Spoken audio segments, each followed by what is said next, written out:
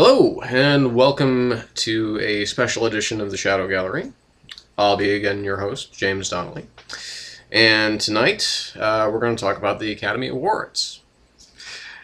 For the, two people around the world who didn't see it. Well, let's just start with the major upset of the evening. Pretty much everything that I would have bet on won, with one exception, with one very big exception.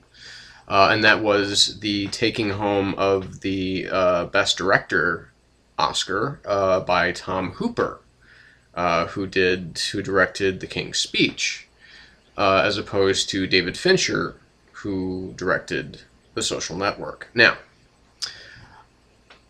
I have not seen The King's Speech, okay? So I'm just putting that out there. I know a lot of people have. Some of my friends on Facebook were very happy that The King's Speech won. I'm sure it's a very uplifting film. It has, it's a period piece. It has great English actors. It has Nazis. And it's got everything that the Academy likes. Hey, so, I mean, it didn't seem like a shoo-in. It just didn't seem like it, because of all of the awards that the Social Network had taken home. It's weird when the Golden Globes get it right, and the Academy Awards seem to get it wrong. Again, I haven't seen The King's Speech.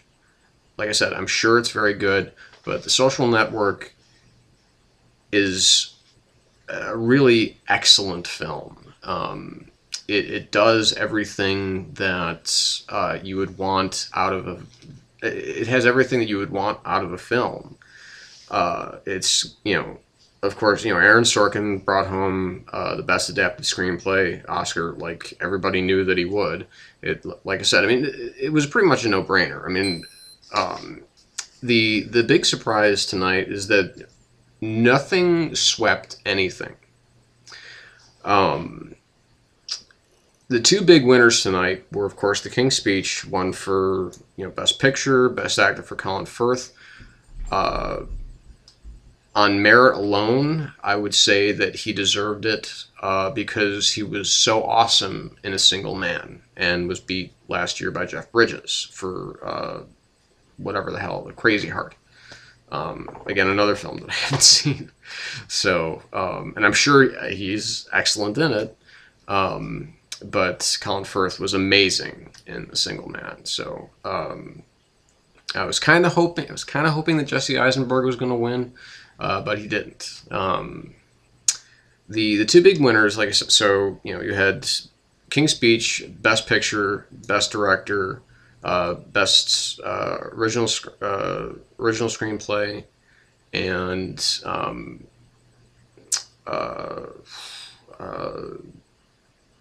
what was the one? Yeah, so just those four. But the other big winner, as far as numbers are concerned, was Inception. I guess that was for the Academy totally fucking over Christopher Nolan for not getting a Best Director nomination. But that won, Best Sound Editing, Best Cinematography, yay, and Best Visual Effects.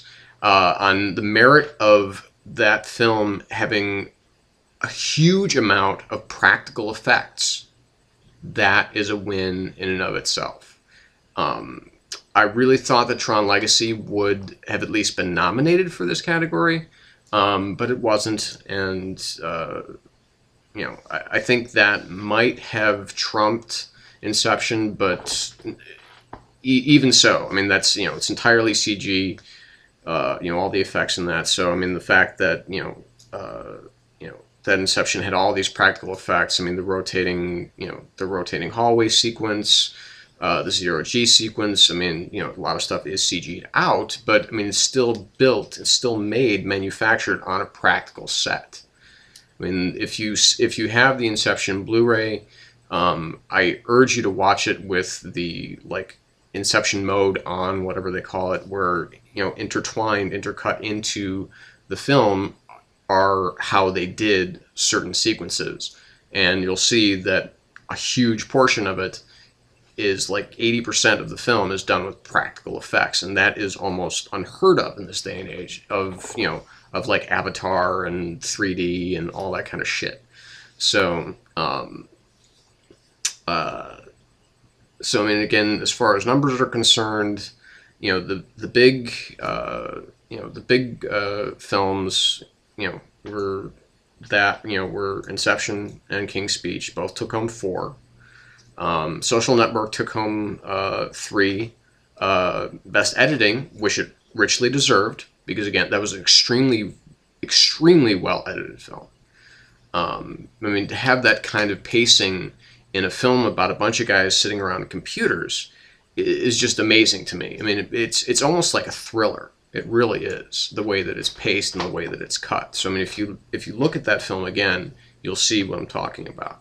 Again, best adapted screenplay and best score.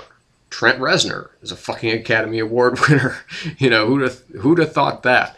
That was really a toss-up for me between Trent and Atticus Ross for Social Network and Hans Zimmer for Inception, because Hans has done some incredible scores in the past and has been screwed out of all. I don't know if he's even won an Oscar, quite honestly. The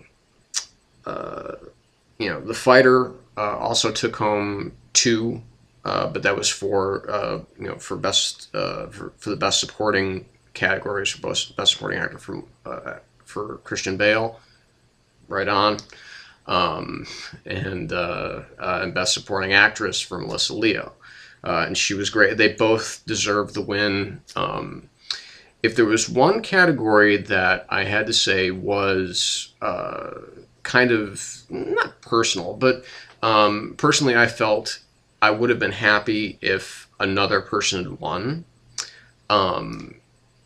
It was Best Actress. Now, Best Actress, of course, went to Natalie Portman. Again, total no-brainer. But if that had gone to Jennifer Lawrence for Winter's Bone, which I'm sure, not too many people have seen, which is a shame, because it's a terrific, very chilling, rural tale. It's really creepy and really, filled with suspense and filled with reality. It's a very documentarian style film.